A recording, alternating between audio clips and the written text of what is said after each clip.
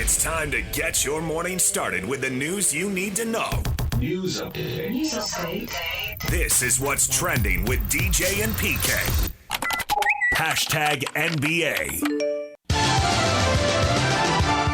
5 on the clock. Mitchell to the left wing. Mitchell sidesteps. 3-ball. Bullseye! A perfect 3 from the left wing. Mobley still on the bench with those 4 fouls. Thompson hands off Mitchell. 3. Banked it in. Are you kidding me? Donovan Mitchell calls glass. The bank was open. 24 for Mitchell. There was one guy courtside going at my family. I don't like that, man. You're a grown-ass man. I just can't do that, but I didn't do nothing. I just went back, nothing. But just, it's crazy. It's a grown-ass man come at my family. It's kind of nuts. Luka Doncic, after the Dallas Mavericks beat the Thunder 119-110. They tie that series up at a game apiece, and the role players really coming through for the Mavericks, PK. That's more scoring than we normally see out of those guys. I thought that watching Game 1, watching Game 2, watching both teams play since they're in the Western Conference, we highlight them a little bit more for obvious reasons. I thought that the attack mode that the Mavericks were in offensively was the big difference. They were going to push it. They were going to run. They were going to get OKC on their heels, and that's what happened. And shots went in. And you can't just look at, if you look at both games, right, the team that shot way better won both games. All right. I mean, that's make or miss league. We understand that. But there's a lot that go into make or miss. It's just not, literally come down, put up the shot. If it goes in, great. If it's not, you're screwed. There's the stuff that goes into it. And I thought the Mavericks, that was one of the better games that I've seen those guys play since Kyrie Irving was there, if not the best game. And I'm not watching every game, obviously. But the way they attacked, they ran the floor. They're big men running the floor to get down there. It just seemed like they were constantly putting pressure on OKC all night, and every time OKC would make a run and the crowd would get into it, I mean, like literally every time, the Mavericks then, if they got down or the OKC got within a point or two, they'd go on this run and they'd just reestablish themselves. I was very impressed. I don't know if they could do it 3 more times, but that was a real fun game to watch. I thought it was highly unusual, and the Kyrie Irving only took 8 shots, only made 2 of them, but he was a factor with the 11 assists. Right. And the other guys are hitting shots, so he deferred to them. That's a sign of a healthy team. Stars got to know if other guys have it going. Let them have it going. They probably won't have it 4 times, but the night they do, we'll ride them to win, and then Kyrie can figure it out. Luka and I can figure it out, and we'll carry him on another night. But tonight, Washington with 29, Hardaway off the bench with 17. Gafford had 13. I mean, they're just not going to do this. But they can give that effort. In one, right? And I didn't watch the post game because we got to go to bed and get up so early. But I'm wondering if Kidd had said stuff like that. Guys, we have got to put pressure on them. We can't just go in the half court. We do have Luka, one of the better half court offensive players in the league. But how about we just attack the hoop? And then, of course, I don't get what the Gams are doing on the sideline. Leave the players alone. You know what I mean? Yep. Gams have got to stop doing that. Cleveland, tied at halftime in Boston, completely dominates the second half and blows the Celtics out 118-94. Boston is a weird team, and they play weird games. And they're talented, and there's no doubt about it, and they may win this series, but how do you get blown out like that at home, a 16-point fourth quarter? And the third quarter was a mess. Maybe they figured we're beaten, and that's why they stunk so bad in the fourth. But there was still time to come back. I don't get it. They haven't played a playoff game yet decided by single digits. It's double digits. And I think this is who they are. I don't know why you don't get it. Because nobody else is like this. But they are. No, they are, yeah. And the other thing they are is not good at home. Last 30 playoff games, 15 wins, 15 losses. For a team that's won as much as they have and as good as they are, you think they'd be better at home because everybody else seems to be better at home? They're not. They don't. Who's the alpha on that team? that says, guys, I got this. I don't think they have anybody. Yeah, agreed. Agreed. To be the championship team that we think they ought to evolve into, somebody ought to assume that role. And by now, you think it'd be Tatum or Brown, and they're both really good, but you wouldn't say that about them. Right. Phoenix Suns fired head coach Frank Vogel. 1 season, you're out. Lots of money. He's got $20 million coming still, so he'll be fine, but one and done. Mike Budenholzer is the front runner, expected to land the job. Phoenix, this doesn't look very stable, PK. This is in your wheelhouse right here. Well, this is a new owner who's trying to capture success metaphorically overnight, and sometimes it doesn't work that way. Budenholzer, he's an Arizona guy up there in Holbrook, in northern Arizona, so coming home, so to speak, and he's got some pedigree. He took a year off, obviously, so maybe he can make the difference. But the thing about it is, they threw all these guys together immediately, right? And they didn't hit a home run. So now they're going to, if they just change the coach and don't just totally redo everything, I would think I would favor that more, because like Minnesota had a disappointing year last year relative to their expectations. Did they blow it up? No. I mean, they had 2 guys boxing on the sideline. Did they get rid of either one? No. And they got over it. Sometimes you need to let things develop a little bit. The NBA suspended Milwaukee Bucks guard Patrick Beverley for 4 games for throwing the ball at fans multiple times, along with his, quote, inappropriate interaction, close quote, with an ESPN producer after their loss last week after late in the elimination game. He threw a ball at a fan who wasn't looking and hit him in the head. And then when he got the ball back, he fired it hard at somebody who was about, 5 yards away. And then wouldn't talk to a reporter afterwards. You subscribe to my podcast? So wherever he is next year, he gets to miss the first 4 games. I hope he's on his couch. He could be. He is at that point in his career. I mean, it's just over and over again with this guy. Come on, he's not that good. What's the point of going through life like this? Charlotte Hornets are set to hire Boston Celtics assistant Charles Lee as their new head coach. So, he'll have a nice 3 to 5 year run and get fired. Former NBA forward Glenn Big Baby Davis has been sentenced to 40 months in prison and 3 years of supervised release for his conviction in an alleged scheme to defraud the league's health care benefits plan. Don't often see that. Ripping off the other players there, defrauding the plan, but 40 years now in prison, or 40 months in prison for him. Man, he goes to the slammer. You think he's going to say, hey, big baby. DJ and PK. Hashtag NFL. Tension in that room, though. It was real. Good cut. It was very real. It was very real. I was watching Coach, and I tried to give Coach a heads up.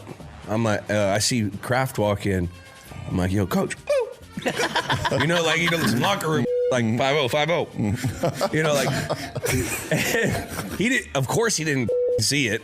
Right. And he came in, and I was like, oh, this could be fireworks. I just walked away. Drew Bledsoe and Julian Edelman said the green room prior to the Tom Brady roast was tense because Bill Belichick and Robert Kraft were in the same room. Kraft letting Belichick go, and then Kraft maybe talking to Atlanta's owner and shooting down his possibility to get a job there. Former LSU teammates Jaden Daniels and Malik Neighbors have a $10,000 bet on who will win the NFL Offensive Rookie of the Year award. The two revealed the details in separate podcast appearances. Daniels was selected second by Washington. New York, the Giants, took Neighbors with the 6th pick. Little side bet. Well, how come neither of them do it? I mean, what happened if neither of them? Yeah, I don't know. Is that a push then? DJ and PK. Hashtag college football. Your Sun Devils add former Colorado and Houston running back Alton McCaskill. He is expected to have 3 seasons of eligibility remaining after injuries and a red shirt have impacted his career so far. He was a big get for Houston, and then he took off, piled up some good stats that first year. And then tore his ACL and has barely played in the last 2 years. Well, I can only hope that he has the level of success as the first Alton who went there, and that'd be Alton Lister. Famous Altons, go. That's all I got. And my wife, who went to ASU, knew Alton Lister. Oh, yeah? Yeah, because he was in the PE program. What did he play, 8 to 10 years in the NBA? I mean, he was there a while. Oh, yeah, for sure. Big man, yeah. University of California Board of Regents is expected to accept a recommendation. Cal-imony. It's not alimony, it's Cal-imony. UCLA is going to pay the University of California, Berkeley, about $10 million a year for 6 years as a result of the Bruins' upcoming move to the Big Ten and the demise of the Pac-12, with Cal going to the ACC. You help blow it up, you cost them a lot of money, you got to pay them. In-house politics there. They're both part of the University of California system, so UCLA will be right. I think I was hurt just as much as Cal. I'd like to get some money. Nice. We all were. No, yeah, but I was. There's nobody in this state who's been a bigger fan of this conference than me. Certainly no one longer than me. DJ and PK. Hashtag Major League Baseball. And Miller fires, and this ball hit well for Max Kepler. This ball flying into the stands for a home run. Here's the 3-2. And Alvarez punishes one deep to right field, and you can kiss it goodbye. Into the second deck, Alvarez goes deep, his 8th of the year, and it's 1-0 Astros. 2 balls and a strike in the pitch. Hit to right center and deep. Way back, warning track, get up, gone for Rhys Hoskins, and it is 3-0 Brewers. Brewers go on to beat the Cardinals 7-1, the final score. The Twins pound the Mariners 10-1. And the Angels get the news that Mike Trout is going to have surgery to repair his torn meniscus in his left knee. And they compound that bad news with getting hammered by the Royals 10-4. Was that Bob Uecker on that call? Sounded like him, didn't it? Yeah. So we had 2 guys last night broadcasting games that are age 90. Bob Uecker and Hubie Brown. It's got to be a record, right? Man, I think it's way cool. They still got it. Yeah, for sure. Still doing what they love. At age 90. Astros beat the Yankees 4-3. If you wanted to see the long ball, that was the game. Aaron Judge, 473-foot homer in the loss.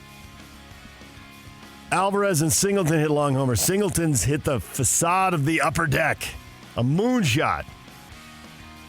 Astros, who are terrible, are picking up just a little bit of speed now. They're separating themselves from the Rockies and the White Sox. Still 11 games under 500 after that win. Bees beat the River Cats 14-8. Same 2 teams play today. First pitch 6:35. Tony Parks on the call beginning at 6:20. And college baseball. It'll be a college minor league doubleheader at Smith's Ballpark. Utah and Arizona play at 11 a.m. Arizona with a 2-game lead over Utah with 6 games left in the Pac-12 regular season. So I let the people at Utah know if they do not sweep the Cats that they're dead to me. Good. Put them on notice. Athletic director, head coach, players, all of the above. Just walking around campus telling people, what were you doing? Well, I was throwing BP. DJ PK. Hashtag RSL. RSL knocked out of the Open Cup. They're back in MLS play tomorrow night. They are in Los Angeles playing the Galaxy. RSL in first place right now. The Galaxy in third, just 2 points behind them. So if you're into that early season race, we're only a third of the way through the season, but big game from that perspective. Should be entertaining, PK. Lots of goals, theoretically. The Galaxy are second in the league behind Messi and Miami in goals scored. They score a ton of goals, but they give up a goal and a half a game too. So, no, they don't. They do. How the hell do you give up a half a goal? On average. That's not what you said. Yeah, it's understood, PK. Pre-match 7:30, first kick 8:30 right here on The Zone. And the Utah Royals are in Chicago to face the Red Stars Sunday at 3:30. And you'll hear that game at 3 o'clock here on The Zone. DJ and PK, it's 97.5 The Zone. Left side of Lafreniere sends it in. Round the boards it goes. Missed by Orlov. Played it. Score! Score! Yes! Yes!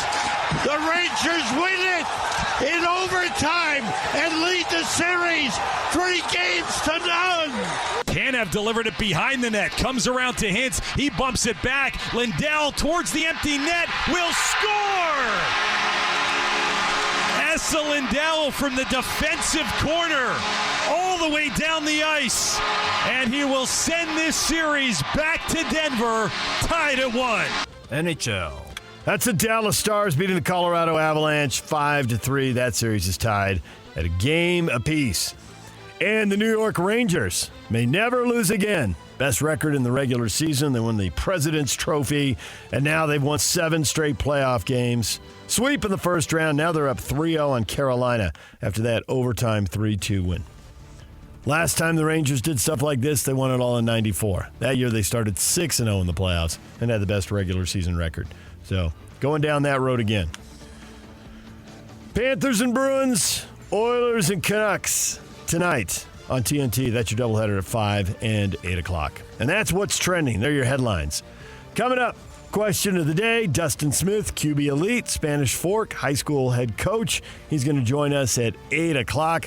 Find out what he thinks of some of the local products in the state on the way up, and McKay Hillstead transferring from Utah State to BYU. We'll talk with him about that. Kurt Schmid, Real Salt Lake Chief Soccer Officer at 8:30. Ron McBride, former Utah and Weber State head coach, in the 9 o'clock hour on spring ball at Utah and BYU.